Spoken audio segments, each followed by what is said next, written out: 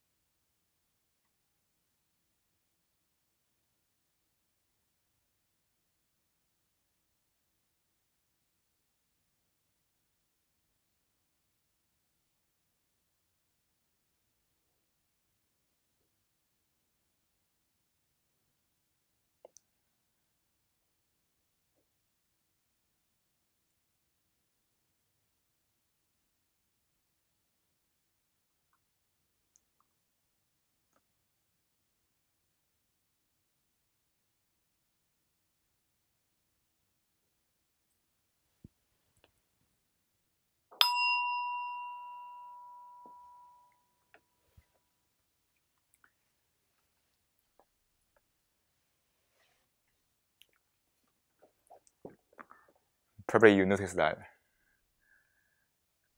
there are so many moments that we are not present. We are obsessed with all kinds of thoughts, mental images. So I think in this room, people are well educated. So one of the signature of being well educated in the society is that these people has a larger vocabulary than general, right? So we can press a lot of ideas. We can be more expressive. We can read a lot of novels, write a lot of articles.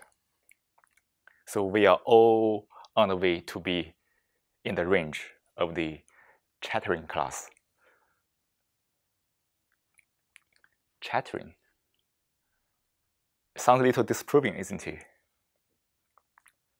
Because we have such a very large vocabulary, because we are educated,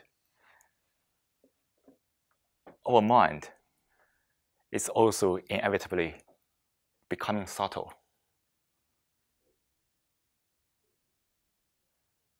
Sometimes it can be very subtle, right? We are so fastidious about the details. And we try to define what's that using all the possible words. I won't say it's bad to be educated, because we are all. But we also need to notice the downsizing when we abuse our mind, or we just simply ignorant of the mind.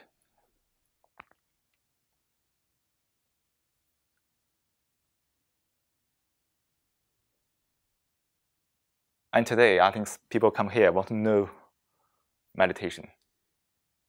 And it's probably many people are doing meditation at home, like breath meditation or any kind of yoga or whatever. There are so many different forms of the practice in meditation. So much. In Buddhism, there are different branches, different traditions. But like in China, in Japan, the Zen meditation also have very dramatic practice. But from this kind of observance, we can conclude that meditation has no fixed form, right? So, but still, many people want to learn a very specific technique to meditate. But if there's only one, or there's some specific techniques, we won't end up here today, because you might find a lot of contradicting information from the website, from the books about meditation, or whatever. Probably the point we were focusing on is not right, because there are so many different practices. Which one to choose? Or do we have to be serious about that or not? Or maybe anything can be a practice. Even now, you are listening to me with your attention on it. Now you are thinking or reflecting on your experience. Can I call it meditation or not?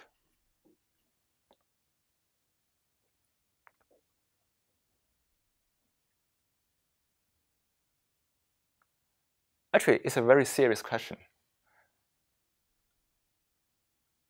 Because we are always interested in the forms of doing things. Because it's easy to learn the form. But if we still pursue meditation as some kind of form, there isn't different from watching a movie or watching a TV to relax or not. I think since everybody is so interested in the inner world, I guess everybody must be very curious about the essence of meditation. Is that some kind of religion stuff? Or something very mysterious? Something magic?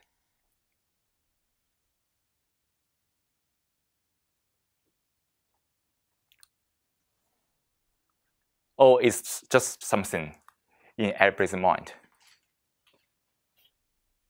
Or it's just something which is part of the nature of the mind? the fact, the truth about the mind.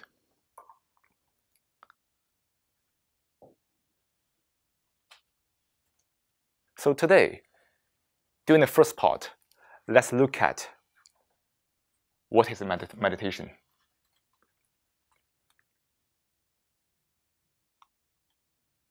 Look at means that we just look at it, not interpret it, not try to find all kind of theory to model it. Just look at it. Now, after the first part, let's do breath meditation together for 10 minutes. We just use one form, but it doesn't mean that it's only one form. So after this second part, the meditation, we come back again to have another reflection. Today's topic is about biases.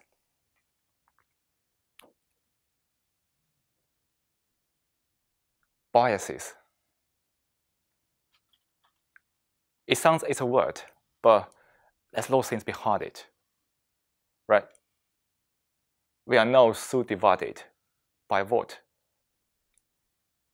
What is community? What is bias? What is our identity? Let's look at it in that session. So after the third session, everybody must be very tired and very overactivated because nobody speaks, or only one or two people speak little, but most people don't speak. But most people are still very busy reflecting, right? So after the third session, people end up being very overactivated. So we need to meditate again. So that's the fourth part, also last part. So everybody can follow the guide to meditate for 10 minutes, and then we can come down here and live here with peace and calm. So that's the whole arrangement of the next 2 hours of this meditation event. Actually, probably this event can be one of the most intensive sessions you could have attended in the past 1 or 2 months, because it requires a lot of energy from everybody to look into it. The only thing you should be serious about is your mind. I'm speaking here, but please don't take what I said very seriously. Do you mean what I said? I'm not your teacher. I'm not in the authority to tell you what's the mind like. I couldn't do that. But if you want to follow me, or want to believe me, I'm your guru or whatever, you are wrong. You are wrong.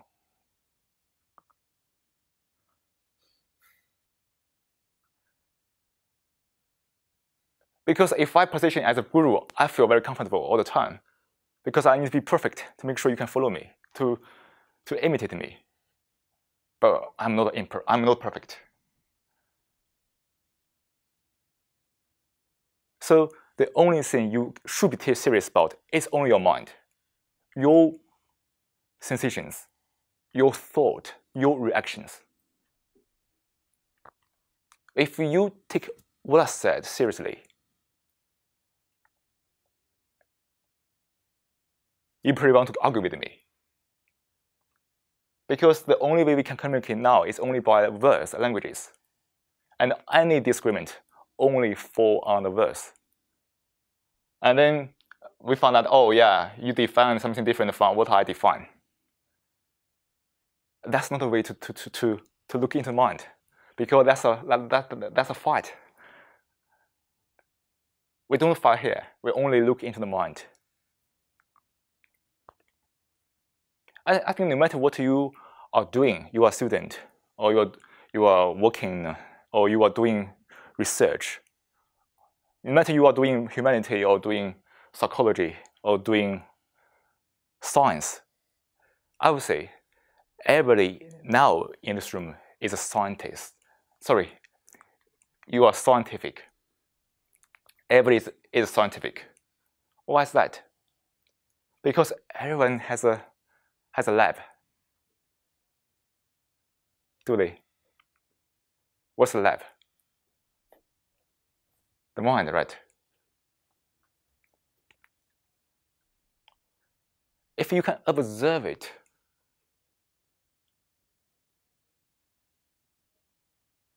only at this moment, at each moment,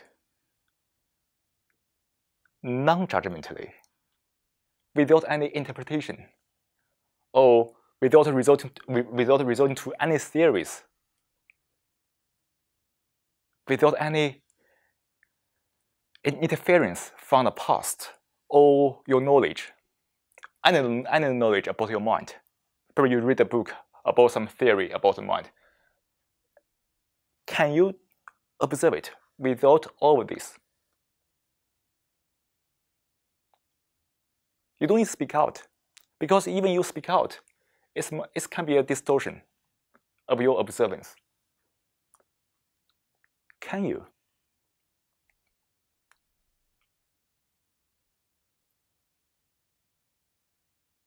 If you can, you are scientific.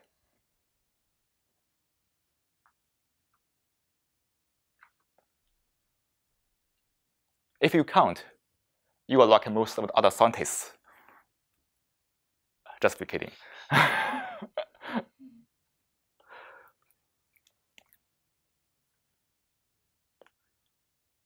You see, everybody has a mind, has a lab to observe.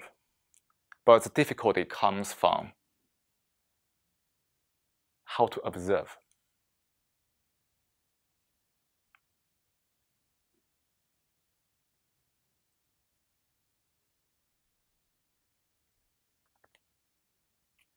So I say, yeah, I observe that my mind is very, very irritated.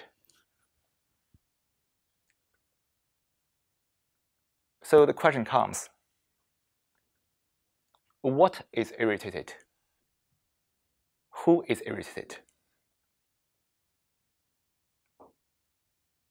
Because I said that I observe my mind is irritated.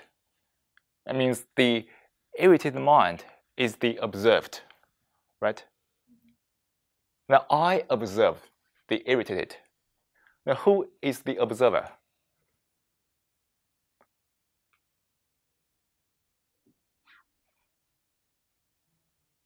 Any answer? Who is the observer? Hmm?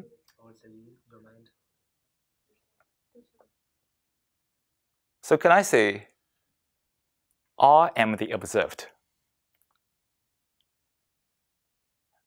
At the same time, I'm also the observer. Can we both of it at the same time? Think about that. Don't dwell on the words. Think about the facts behind it.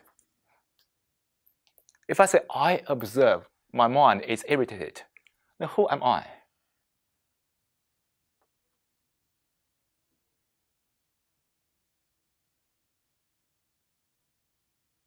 Who am I?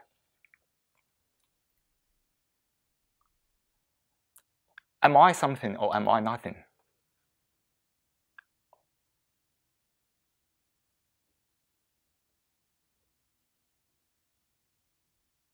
This is a very serious question for everybody, because we use I all the time. But who am I? I observe my mind gets irritated. So the observed is the irritated mind. But the problem now here is that who am I? It seems that I'm something far away from the mind, so I can observe the mind. But isn't it a contradiction here or not? Isn't it a contradiction we use all the time in all walk of life?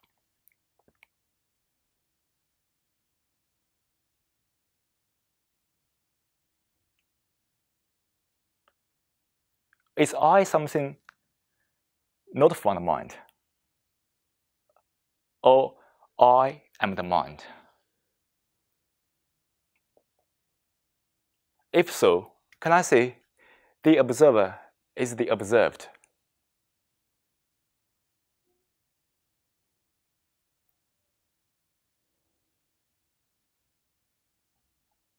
Can I say I'm irritated?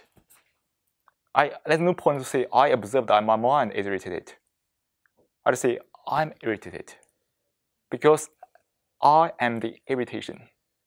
The irritation is me at the time.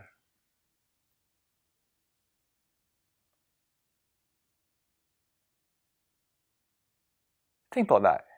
In your life, we keep using this contradiction without realizing it. We think it's super normal. It's a common practice among people to use this contradiction all the time. I want to do something. I desire to be something. I want to succeed. I want to outperform others.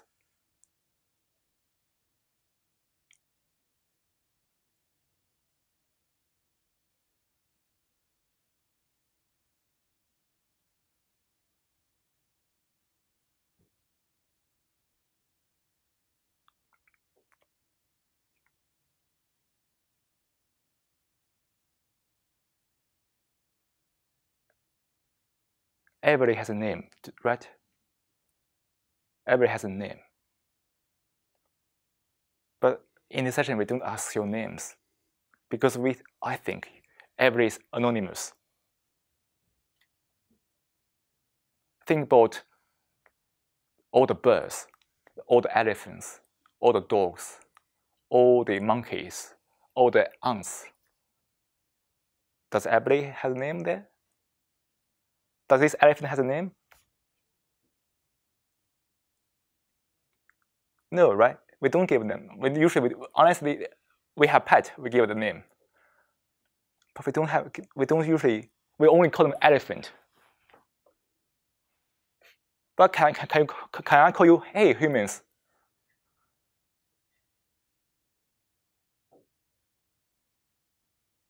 Okay. I can, right? That's lovely. Hey, humans. But when we have a name, things become different. Is it?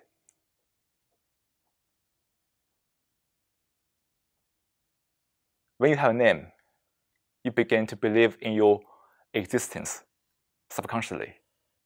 I mean, your psychological existence.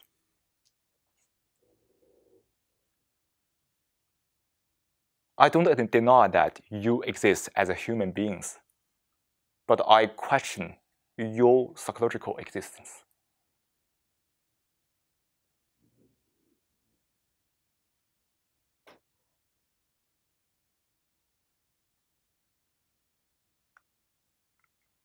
Think about I, self, or we call ego, or whatever.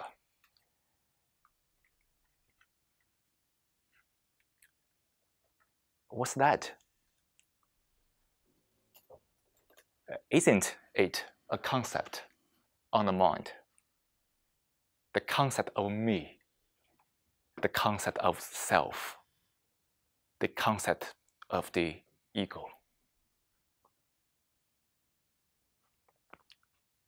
If there's such concept running on the mind, our mind have a center, right? Everything goes around that center.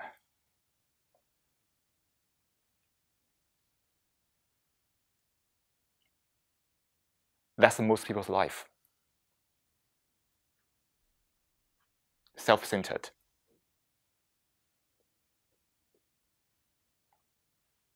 But isn't it really ridiculous that we are the victim of such a concept, running centuries by centuries? Because we made the And in the rule, we think we are the winner. Mm-hmm. So I can make my own rule, and I think I'm the winner over the world. Mm-hmm. The rules. The society had so many rules. Keep re-enhancing your concept of me all the time.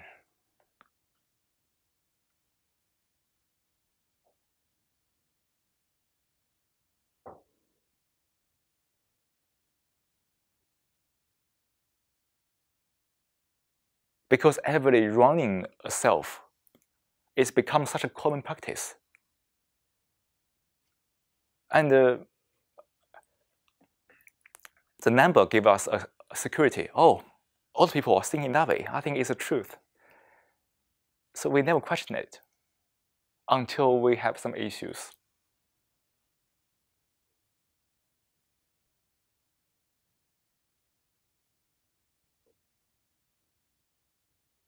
So now, I think everybody began to question this kind of concept, the me, the self,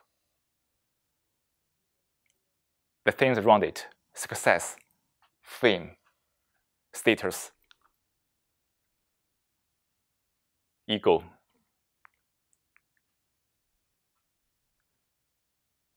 Or self-conscious, you name it.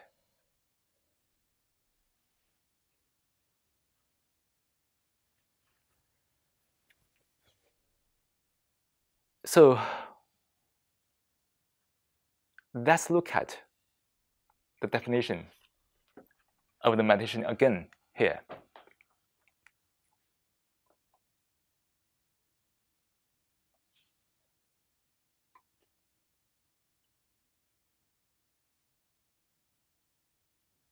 What is a meditation?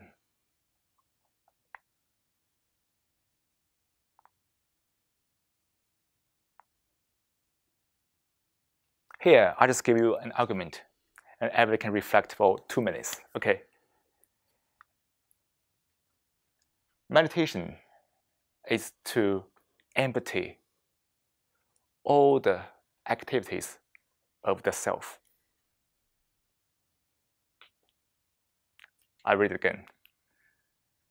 Meditation is to empty all the activities of the self. So let's reflect on it for 2 minutes, okay?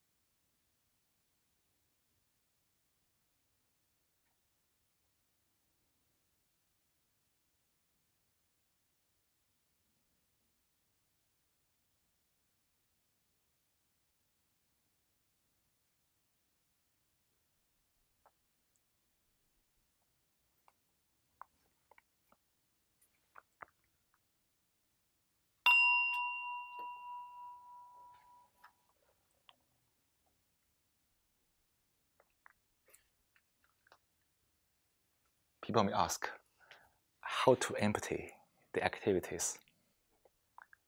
Do I need to do something to empty it? Do I? Who am I? So when we have desire to empty the activities of the self, you are still driven by the ego, by the desire. How can you empty it? Isn't it a new level of contradiction or not? Oh, I want to be egoless. I want to be new self. I want to live a life with a new self. But you still want to do something.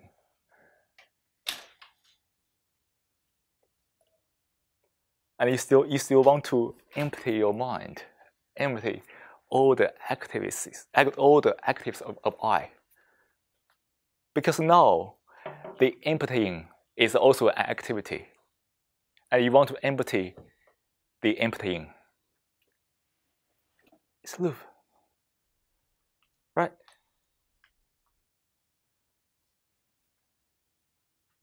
It sounds very logical, right? Because we just play the verse, or play the game of the verse.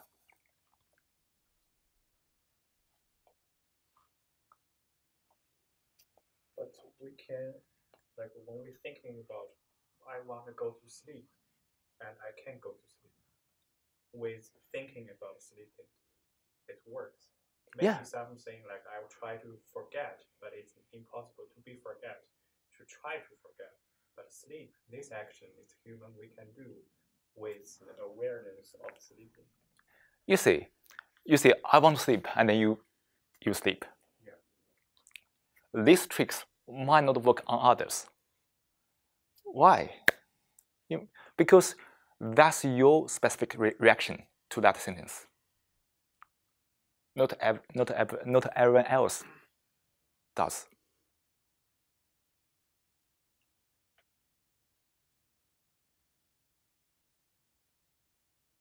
So, because the human language is a very complex stuff, and we have built ourselves based on the reactions to the verse all the time. Mind you, we don't deny it. Let's just observe it. When we say, I want to empty something, I want to see something, I didn't say that we couldn't sleep without ego. You can still sleep well in some situations. Sometimes you don't. Because it really depends on your external environment, which condition your life. Some people who like condition in the environment that they can live pretty not too bad with their ego. But who can be so lucky to that state? Maybe what I said here is only an illusion at all. Who knows? Even as people who said, oh, I'm very rich, I have a lot of very good conditions, he still suffer. Who knows? It's easy for us to have all kinds of fantasy and disillusion about other people, other things. But now let's come back to the basic question. When we want to empty something, we still running that concept. You don't need to agree with me. Just check your own situation.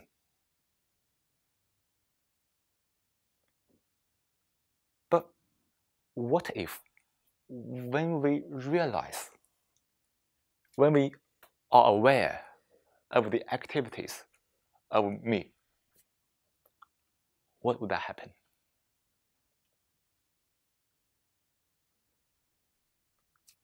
Just realize it. Just have the awareness of it. What would that be?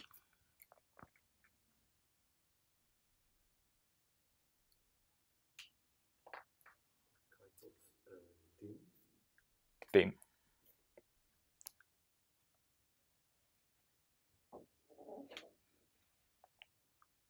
It's like the observed cannot do without the observer, or better to say the other way around. Observer cannot do without observer. Here, everybody does the observation without the observer. Because we know that the observed is the observer, right? So back to the awareness. When we are aware of all the activities of the self,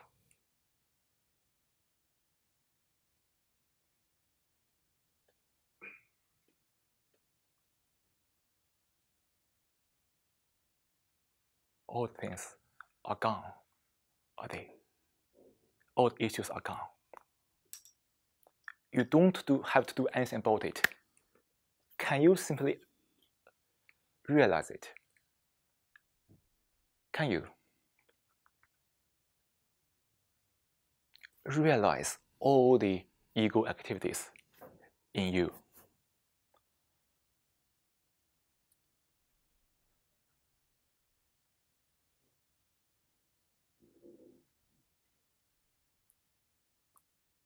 Just notice it. Don't judge it. It's nothing about right or wrong, or good or bad.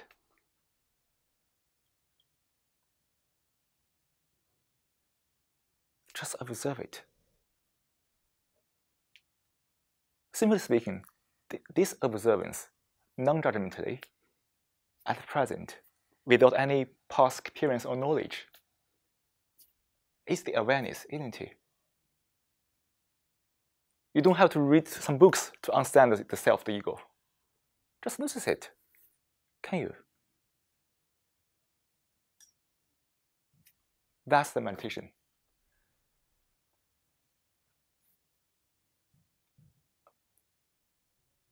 No matter what we do, breath meditation or yoga, whatever, we need to have this awareness.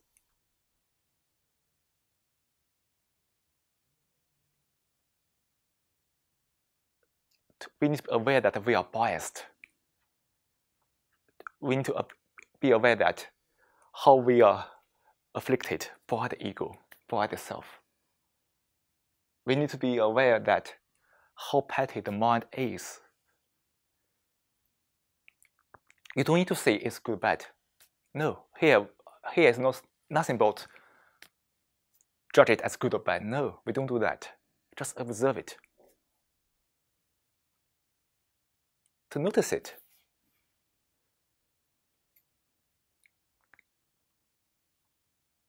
Maybe we can use one sentence to summarize why the human beings has been so diverged now than ever.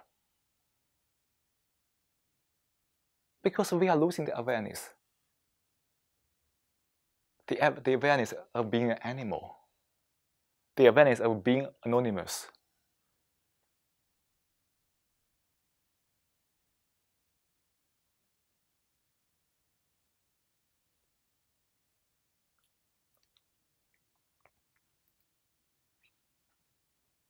How much awareness do you have about you, about your mind, about everything around you, about the world? Indicates your progress of meditation. Is that really mysterious? Is that really something magic?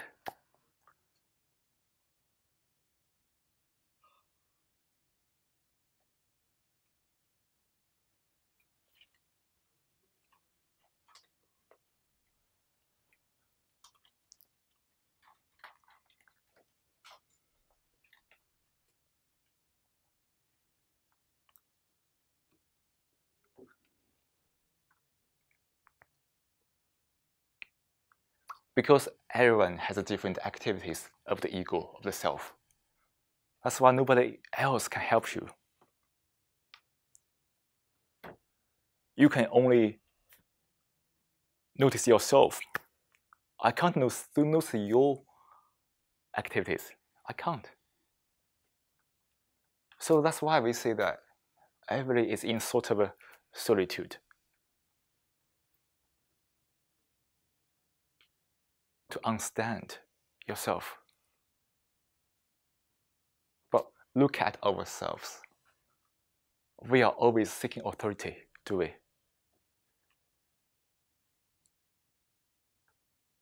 Textbook, guru, or any saint.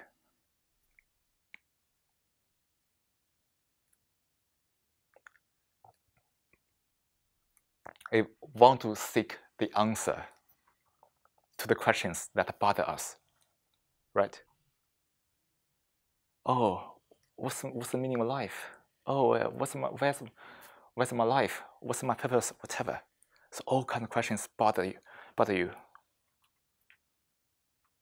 But when you are seeking, who are you? Isn't the ego, the self, is driving you to do that? The concept of me. Come back to the example of empathy. You are emptying the emptying.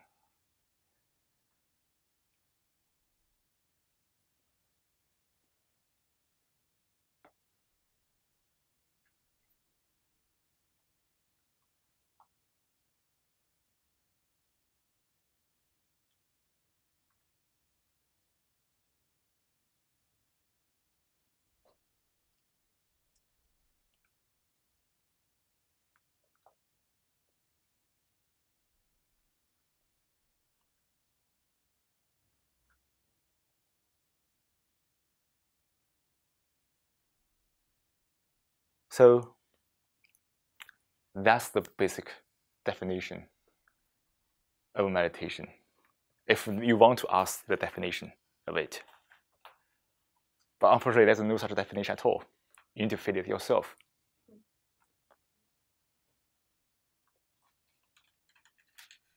And before we start the second part, let's have the final point to reflect. So why do we have so many questions that are bothering us all the time? And do we need to answer all the questions or not? Do you think you can answer all the questions or not? Can you?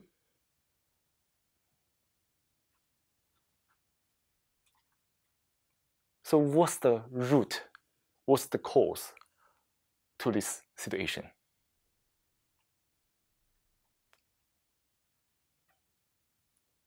I mean, why we are the situation that why we are so bothered by so many questions.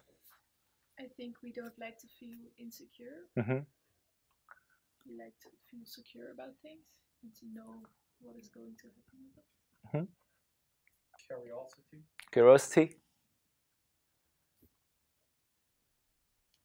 Or simply it's a fact that we are confused about our life. The confusion leads to all the questions. And we want to answer the questions in order to get the clarity about life. Right? But we can clear the confusion without answering these questions. Because when you are not confused at all, no questions are bothering you.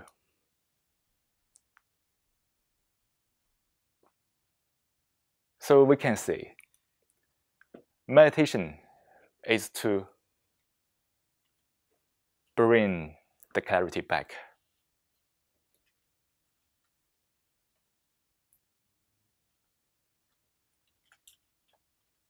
Okay, let's move to the second part. Breath meditation. I guess most of us has some experience of that, right? Focus on the breath. So I won't dilate on it today. So let's just find the proper gesture, like sit down in Bob style or whatever, or just sit in this way. It's perfect. follow the guide to observe your breath. Try your best to hold your attention on the breath. Notice your thought, but don't interact with your thoughts. A successful meditation is to come back to breath time and time again. You can get carried away by thoughts. It doesn't matter. Don't criticize yourself. Be kind to yourself. But just bear in mind, come back to breath time and time again. Shall I turn off the lights for about 15 minutes? Let's just observe the mind. And enjoy this silence. Okay? Perfect.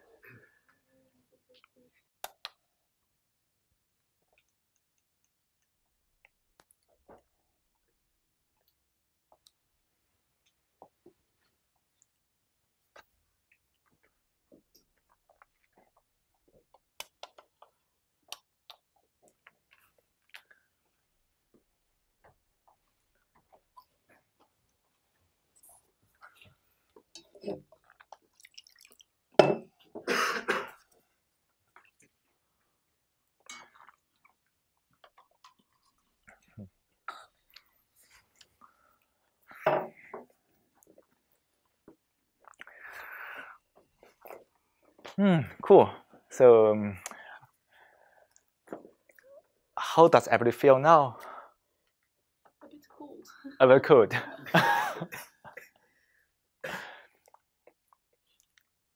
Peaceful? Calm? Do you think it's too long or too short?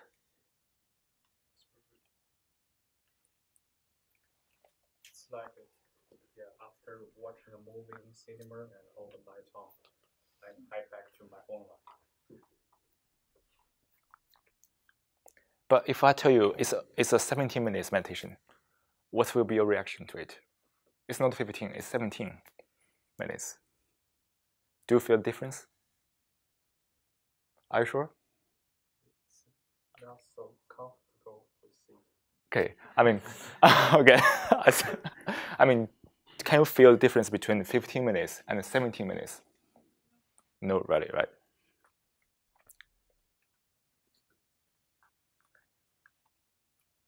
You see, no matter what we say, 15 or 17 minutes, it's only a number.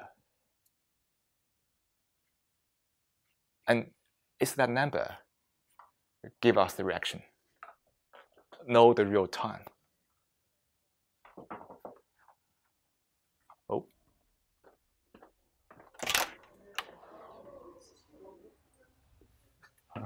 Okay.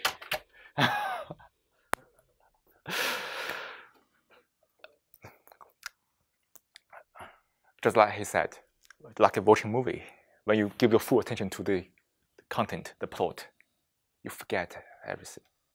The time stops. And then you come back with all lights on. Oh, the movie is finished.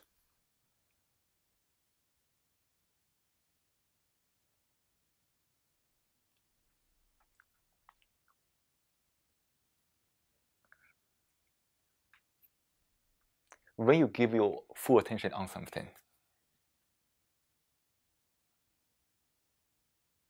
you forget yourself. You forget the self, right? In Chinese, we say 忘我, means forget me, but it's applied to English as well. When we give full attention on something, there's no such thing called self.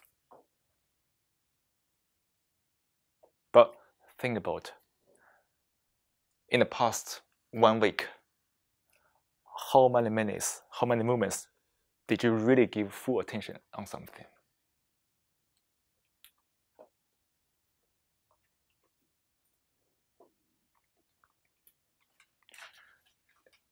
Full attention means that we just focus on it with awareness, without any calculation or speculation.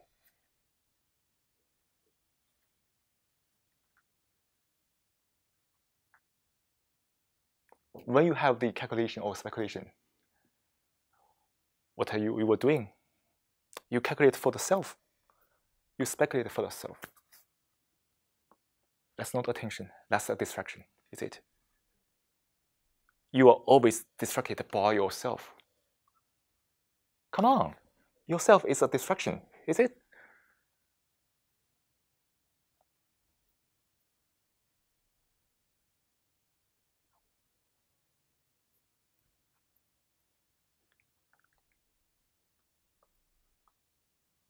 That's the insight you can get from meditation, at least from the last 15 minutes or 17 minutes breath meditation.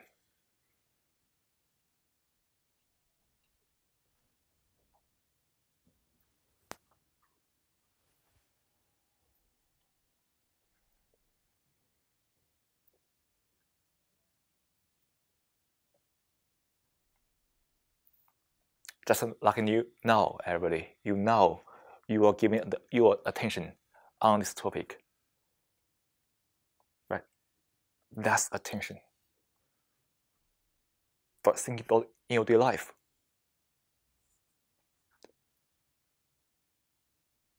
Why does the distraction chip away at your attention all the time?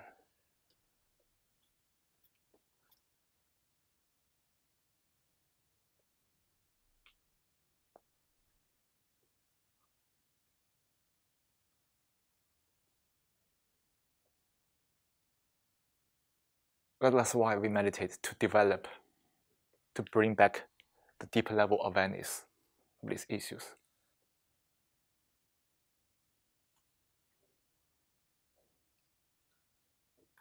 And very relevant to this topic, meditation, is the bias. I think many people are still students, and also probably also in the academic settings. We often talk about biases. But what are biases? To my observation, most people are talking about bias in a biased way. That's very interesting, isn't it? We're talking about bias in a biased way.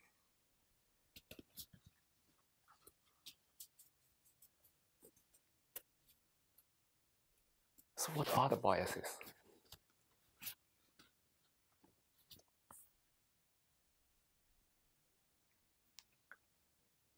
To understand the biases, we need to observe all activities little by little. It's not something we can really understand, purely understand by this word. No. Any word is only a label. When you drill down to that word, you only get confusion, right? Because for a word, there's nothing to really do research on, right? The things that we need to understand, what's the representation behind this word? We can think about a lot of words. Prejudice, bias, preconcept,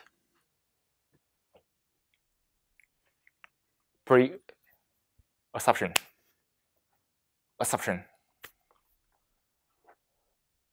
There's so many words. And for most words, if we are educated, we are all familiar with them.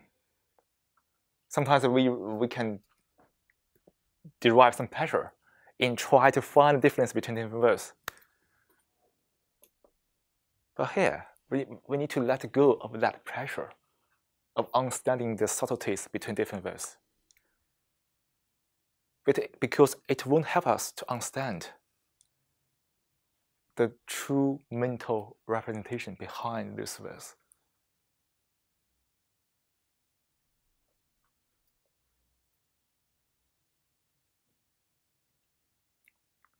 So we are always judging, right?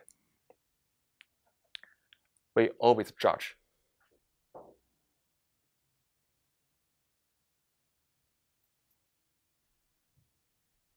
Judge in this, just that. We give our opinions.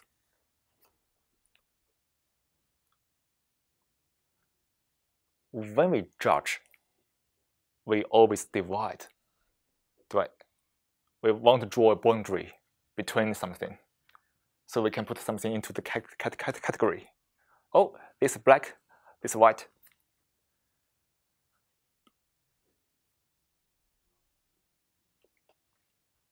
Think about the relationship between your judgment and the bias forms in your mind.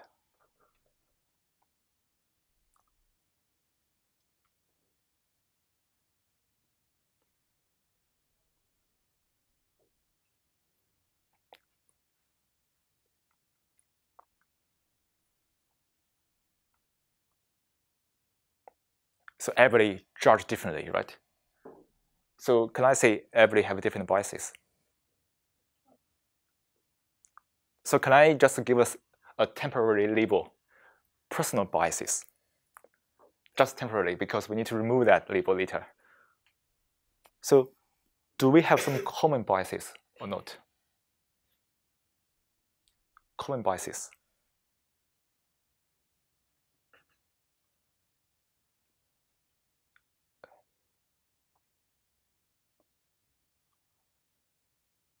Like, we need to succeed. We need to be excellent. We need to be something. We need to achieve something. Can we call that common biases? There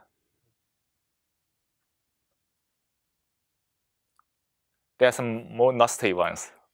I won't mention that, but we have so many different biases about the gender, about age, about your salary, about any race.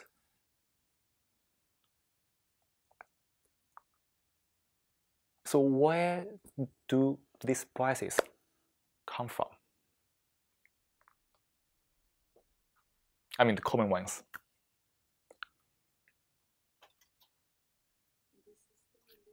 The system you are living. From the distinguish, people need to do something, and people should learn something. They start to distinguish, and then we have the biases.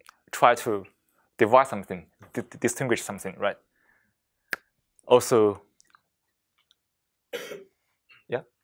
Misunderstanding the nature of things. Okay, the nature of things, misunderstanding it. Okay.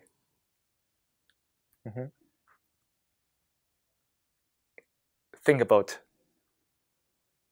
the language you have learned, your mother tongue. How many biases do you inherit from your language? How many from your culture? Yeah. Yeah.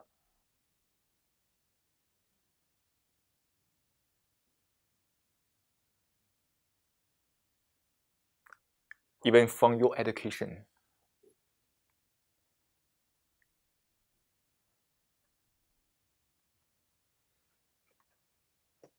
Can you give some example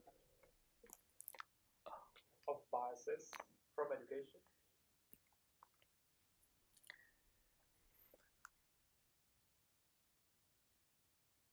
Great.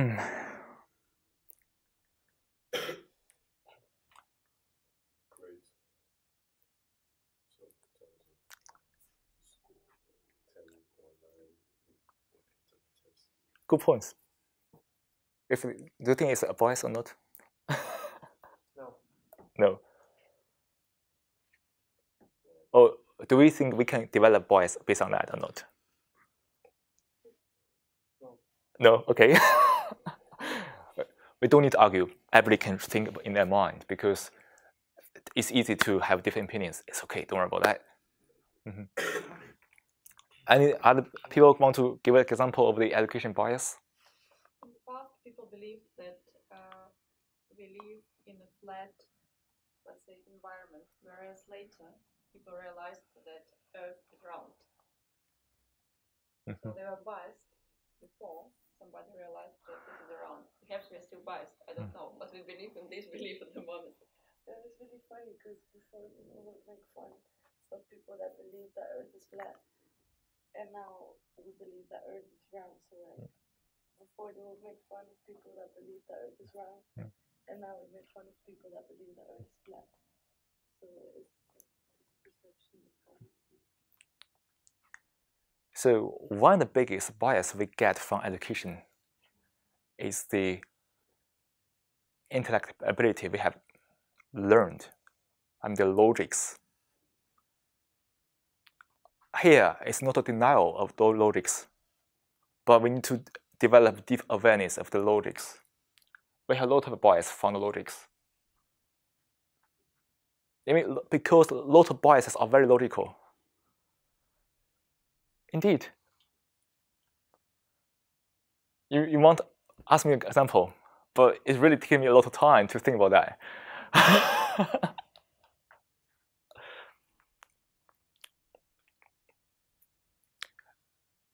For different academic domain, they have different logics, different bias. We call domain bias.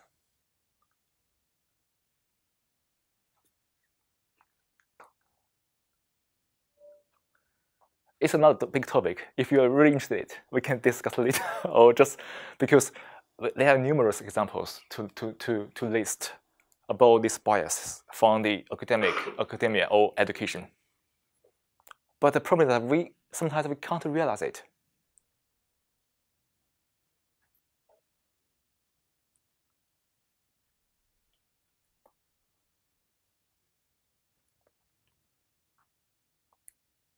We even misunderstand the function of the language in your life. Many people believe that they can use languages to express themselves. But actually, it's a fact. It's a bias, very big one. United States, there is a discussion about constitutional racism, and the opponents, they think they are called racists, but what the other party thinks or means is that the institutions, the regulations, the rules are working out in such a way that some ethnic groups of people are disadvantaged over below other people's, so it is kind of accuse me of being racist, and the other party doesn't want to say that. They just want to say this institutionalized racism, and it's kind of a language problem because the one side in America things are very opposed to each other. People are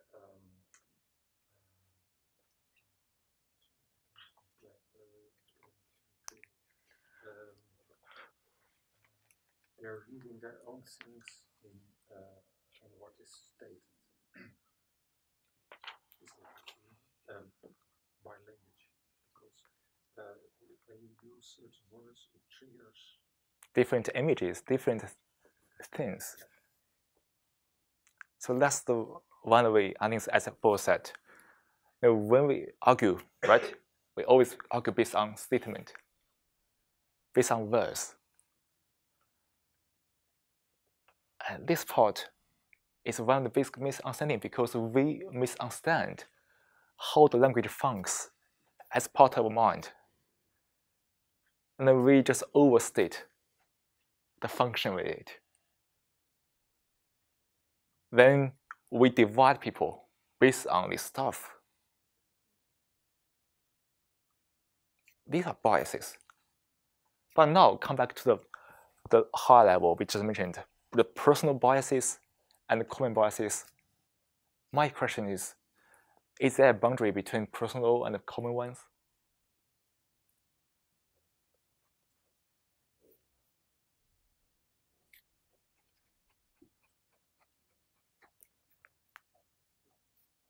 I think it depends how your perspective you are. So if you think a lot about work for yourself, then you're going to have boundaries. But if you're just one of the community, then you'll have community biases. I believe it depends on the purpose. If the purpose is from yourself, that is the individual one. If the purpose is the group value or the group purpose, so that will be a common bias.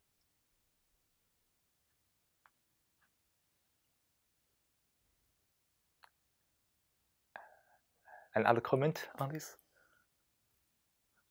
I think there can be bias in pretty much everything because we're looking at something default that doesn't clearly represent reality, but then again, everybody has their own reality, so you can begin to envision somebody else's reality, and that puts bias upon anything, even if you're part of a group. So because I think it's a good point here, we just need to reflect the points about being individual and being in a group. It sounds very clear, but is that so?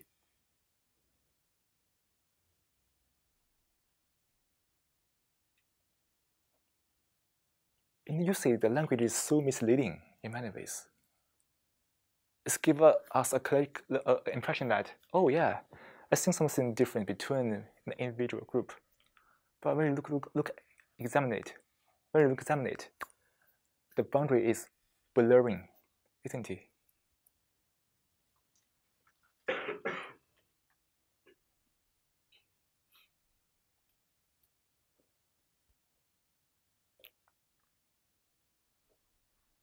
So to discuss biases, we usually categorize the biases into personal ones, or individual ones, or the common ones. But when we look at how each mind works, if we found that this individuality or collectivism is blurring, it's merging. But as long as we divide, it always gives us a conflict in one way or another. Is that so? We divide something as individual, collective, divide something as black and white. It might satisfy our purpose as a movement to understand something, but at one time, we'll encounter conflicts because of that division.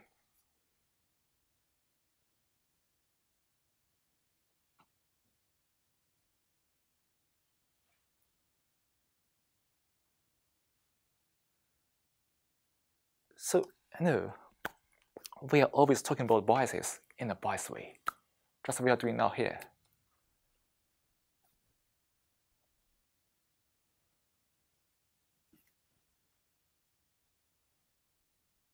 So the question is, what are biases? It sounds a very clear word, but after about 10 minutes discussion, it's becoming very vague.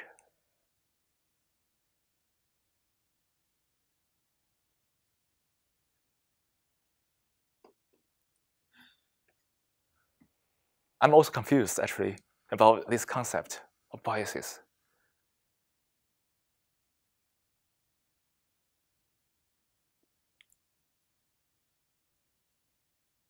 So should we start all the logic thinking from just some general universal truths? So that is called what is a science. Otherwise, everything will be illusion. We cannot do or we cannot trust anything. Can I say the universe is the mind is the universe? The universe is something we perceive as a universe. It must exist, but what's like is always in our consciousness. Is it? How can we talk about the universe without our consciousness?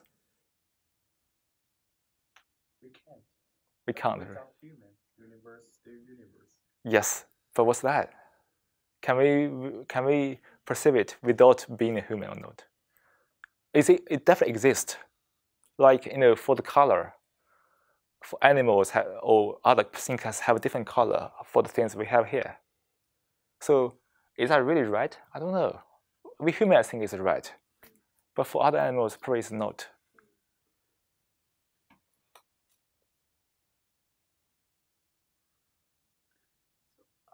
I'm thinking of about the question what is bias, Mm-hmm. and I'm thinking of what is not bias. So I think if a person is truly mindful, and then everything he or she does would be without bias, would be mindful. Even when he or she makes a judgment, maybe it's also a necessary or mindful or sensible judgment. And this judgment is not biased, because the first thing that is you are truly mindful. If you are not mindful, and then you have entered the loop of bias. So here, thank you, Joyce, for the answer. So here, a question we probably need to ask first that, can we live a life without bias?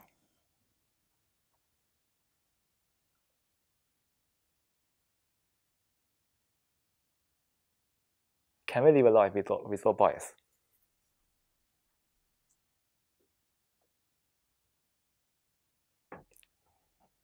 We can. We see that the very, very simple animal, they cannot think too much, but they still exist. And they don't have any bias.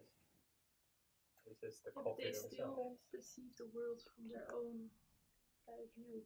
So all they know or do is biased by what they want and have to have for life, for their life. So before we still reflect on this question, let's another question. When you realize it's a bias, is it still a bias or not?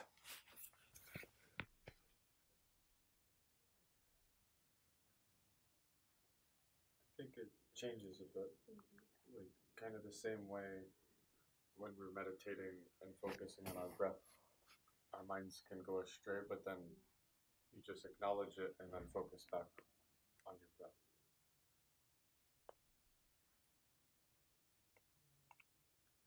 And other answers?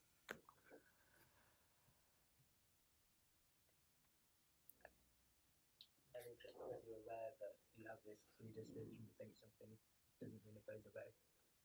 So if you do have any kind of bias, and just because you're aware of it, it's not going to be less impactful than it's always.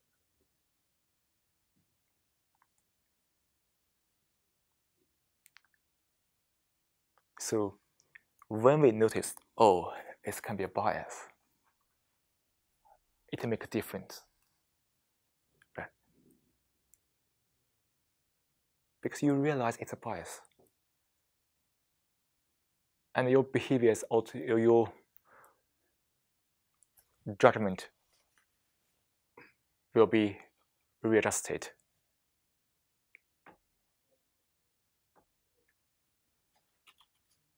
So to live a life without bias is not a life to get rid of bias.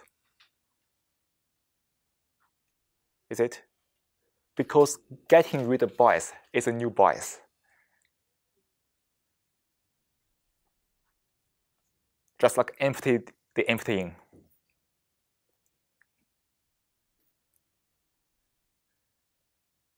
Right? So to live a life without bias is to live a life with a full awareness of the bias.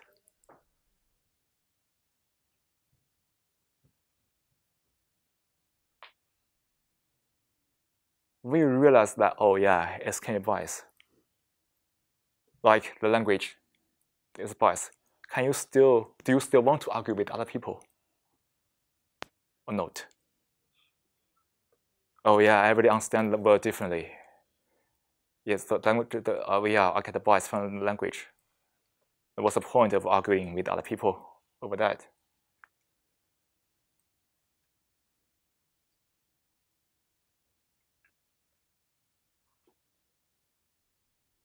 You see, to talk about bias, it's easy for us to go astray, to try to drill down the definition of it. But actually,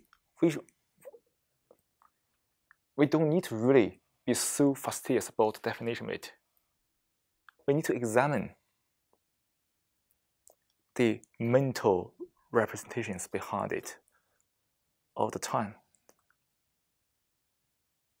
We use verse now, just I'm doing now here, speaking each verse. But we feel the mind, which is beyond the verse. Right? Everybody get the point, not because what I said is clear enough. It's because you observe your mind in working that way. And then you get the point.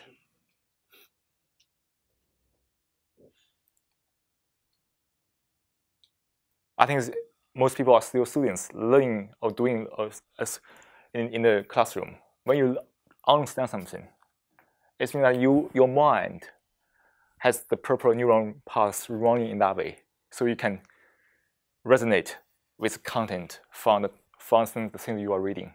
Then you learn it, you understand it, right? But if you don't have that process, purely recite the text just for examination, it's a different story, is it?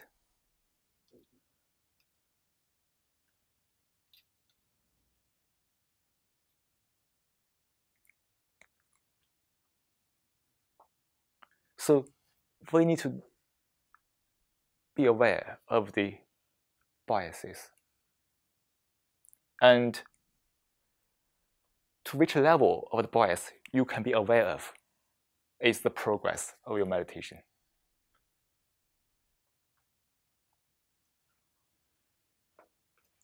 And to understand and be aware of which level of the bias is up to you. Because here is an option for you to determine your life. If you decide to understand all the levels of biases, your life will be different, definitely. But you can also choose only understand a few levels by ignoring the left.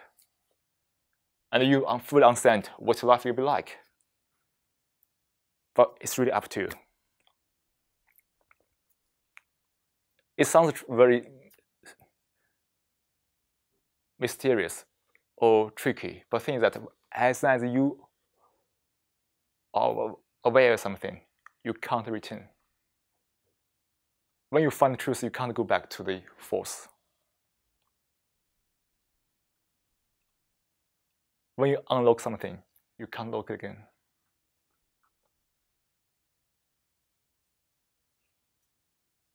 This process of the unlocking is whatever you call spiritual growth or inner growth or whatever. It's this stuff.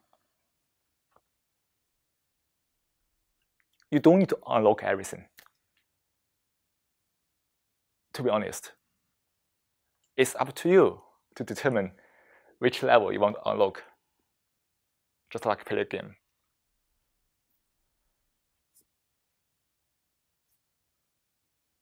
If you find peace or calm at this level, that's fair enough.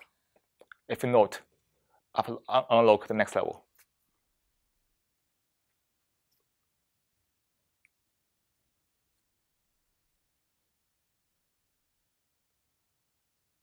So that's the things doing by the philosophers, by all the thinkers, by all the people in the past 2,000 years, even longer.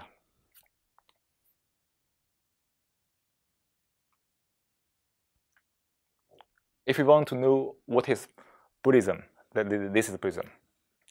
If you want to understand what is Taoism, this is Taoism.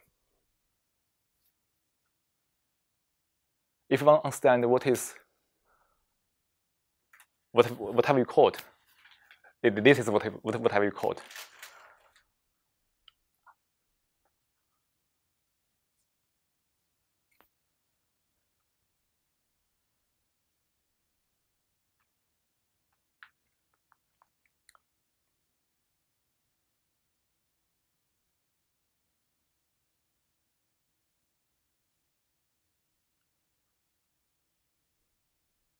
This is all about the mind.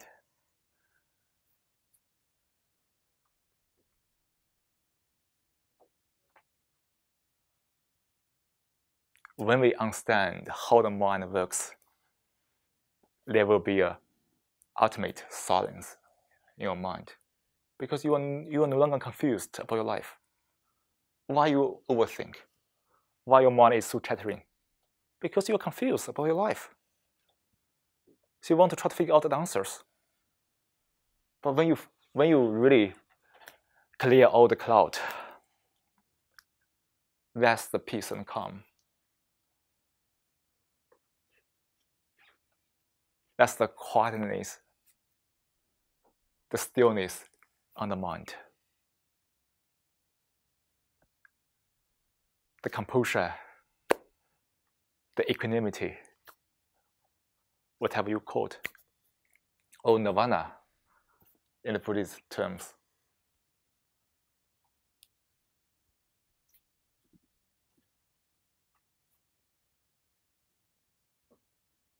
But here, come back again to the mindfulness again. It's really up to you to decide which level you want to reach. Because if you find peace and calm is the most important, that's always the most important part.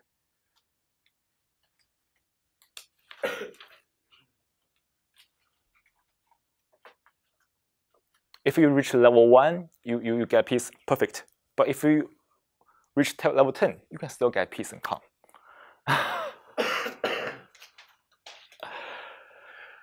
So I think now the third session is almost finished. So let's have about maybe 10 minutes break.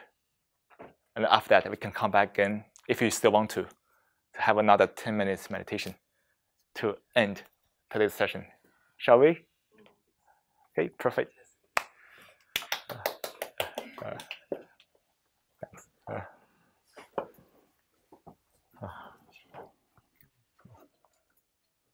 Actually, I have a question. What's the question? My question is, so just now I'm wondering, so when we are meditating, so we needed to have our attention and awareness, right? Yes. Attention is we focus on something. Awareness is we are aware of something. Yes. So we can have the both and also have ourselves, have the concept of self. So I mean, so if you have sometimes for me, so if I keep awareness, if I'm aware of I'm doing meditation, I think the concept of self is still active. So I wonder, when you give your full attention, there's no any concept of self. Probably you are still chattering about that concept in your mind. I realize it. So we can achieve a status that we have our attention and awareness and no self. When you give attention, there's no self. 忘我吗？忘我。So you need to really examine your subtle details of your meditation, whether you're still holding that concept or just chattering in the mind. I. If you say that, that concept is running there. I missed the last part of what you were saying. But, Never mind. Yeah. That's video. You can watch later. Just kidding. Is it still on? Yeah, still working. Yeah.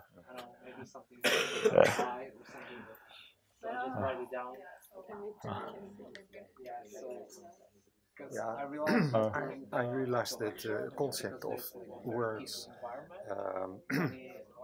you mentioned if you have unlocked a certain level, you cannot go back. No. But and you compare it with clarity versus non-clarity.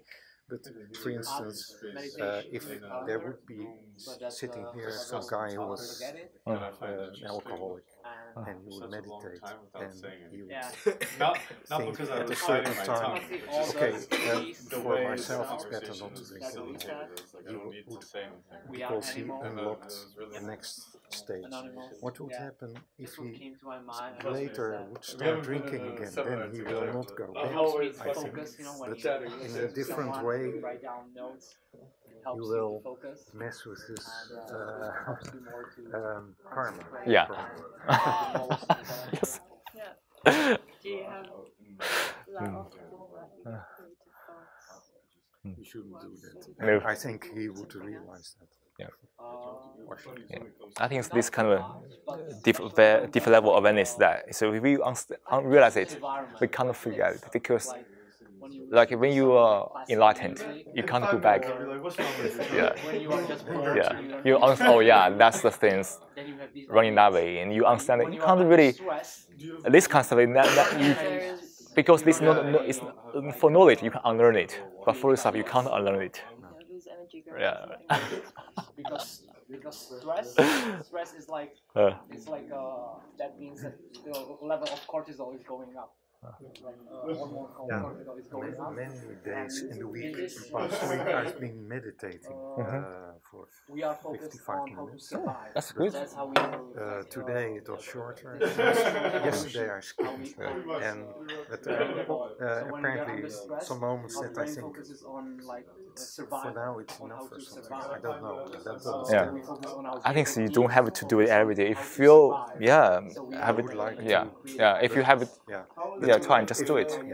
But if you put it on your to-do list and you have many things on your to-do list, then it works very strange, because then you think, oh, I need to.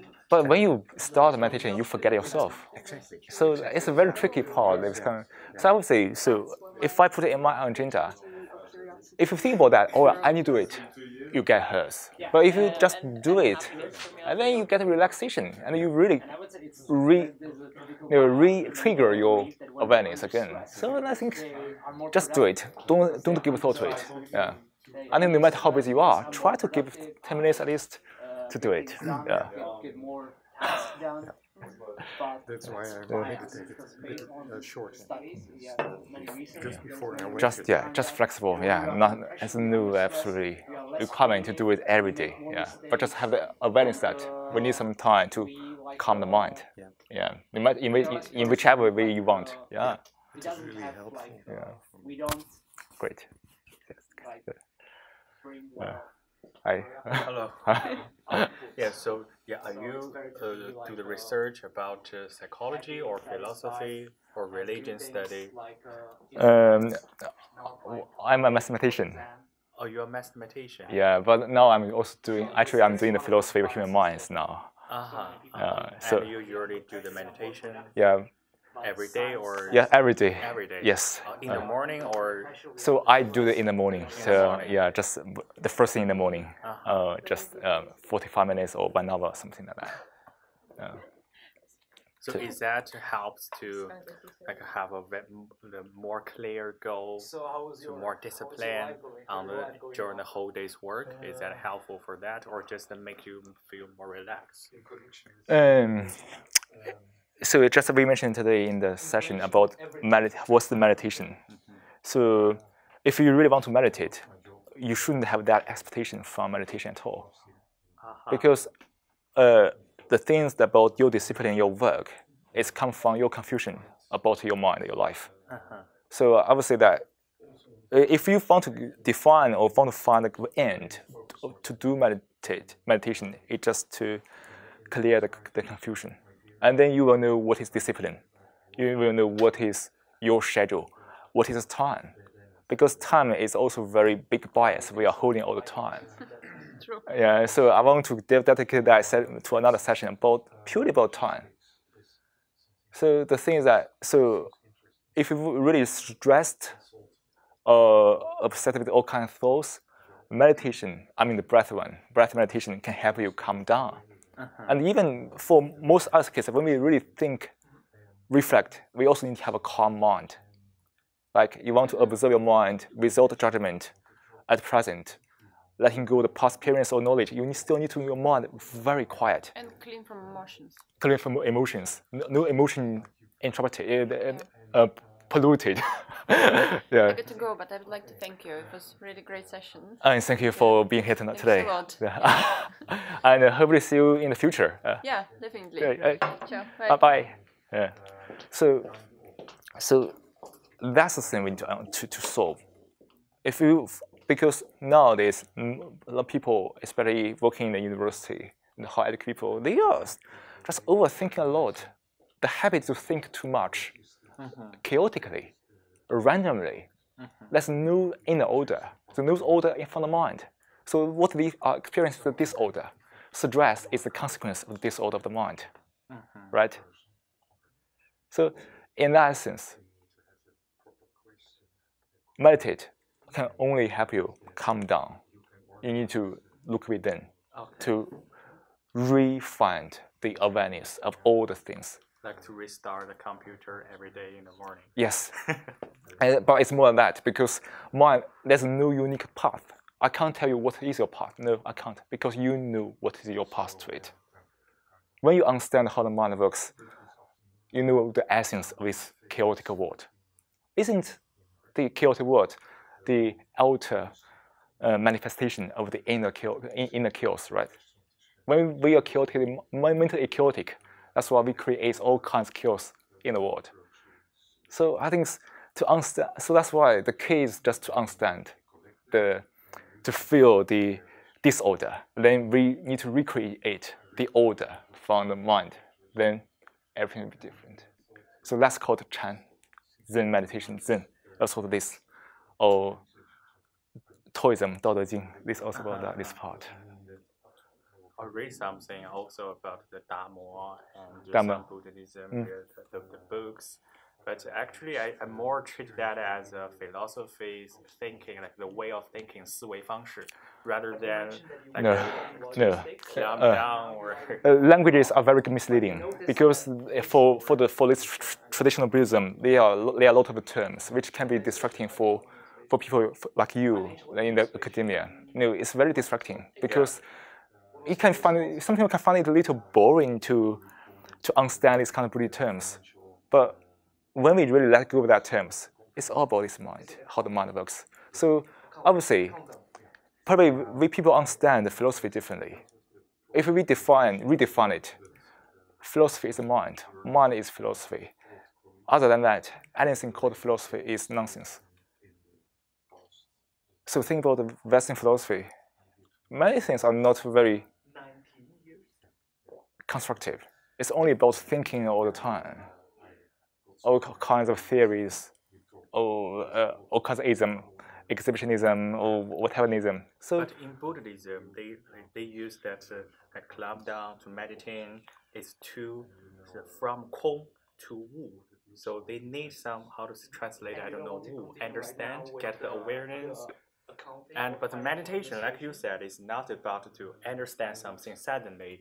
It's about to empty all the actions of myself. So there's no purpose, but Buddhism, like Chan-zong, they have the purpose about meditation. I think it's only the difference in the verse. It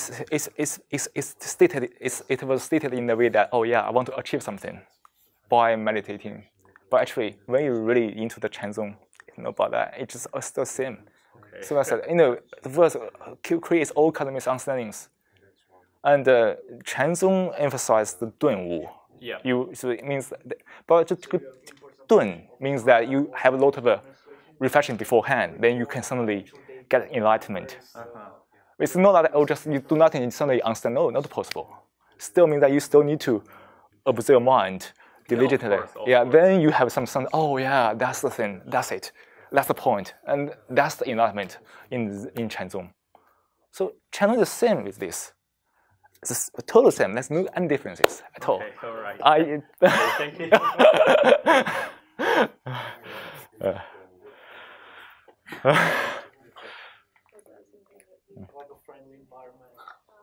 There are some skills. I don't know so much about meditation. It's kind of like a religion and also psychological. But all the questions are the philosophical questions. So I don't know what it is. I feel very sleepy in the first meditation. Not like a co-relationship. So, you are very tired in the whole day, and yeah. But good to feel sleepy because you let go the thoughts. You feel your body is telling you something. You need to go sleep, rest.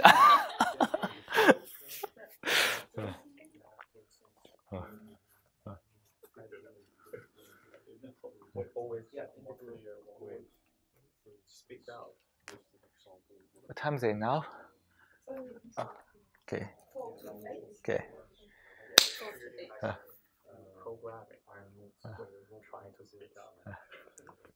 So shall we start the session again? After that, you can still keep talking and chattering, okay? So let's do about 10 minutes this time. And just relax it. And after that, you can talk again. Don't worry about that. Of course. It's totally okay. We are happy that we can meditate right now. Yeah. Let's just calm down again because most people don't speak. But your mind must be very active. Because you give your full attention on your mind. But things that no matter what we do, peace and calm is always a top priority. So before we enter this session, let's just wind down again and observe the breath. Give your full attention to the meditation and relax. Shall I turn off the lights again? Yes. Yeah, perfect.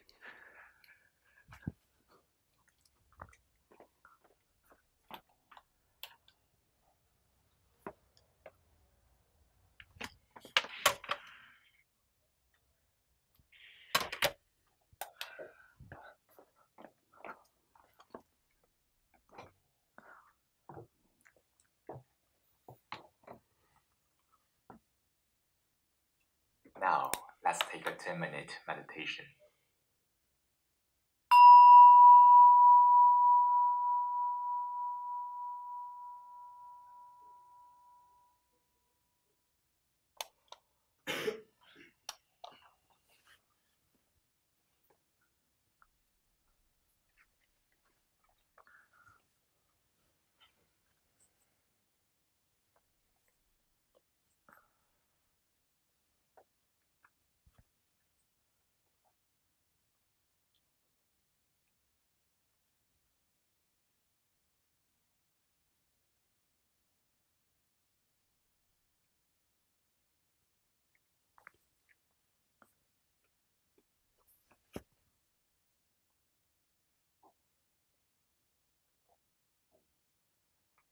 So how does everybody feel now after this 10 minutes, maybe 12 minutes meditation? Sleepy. Good to know that. Yeah. When our mind is busy, we never know we are sleepy until our mind is quiet enough. That's great, right? My first session is very sleepy, but the second one is very sharp. Very sharp.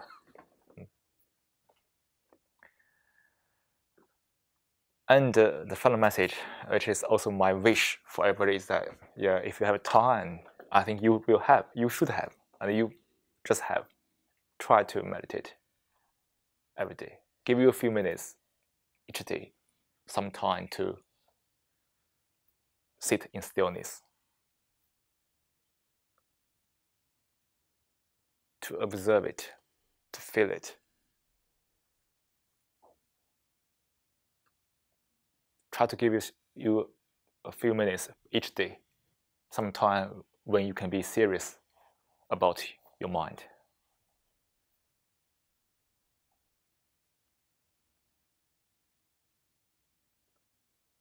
And thank you for everybody being here tonight to make this event possible. And I wish everybody a good evening, a good week, a good moment. And yeah, see you next time, probably. Thank you. Yeah.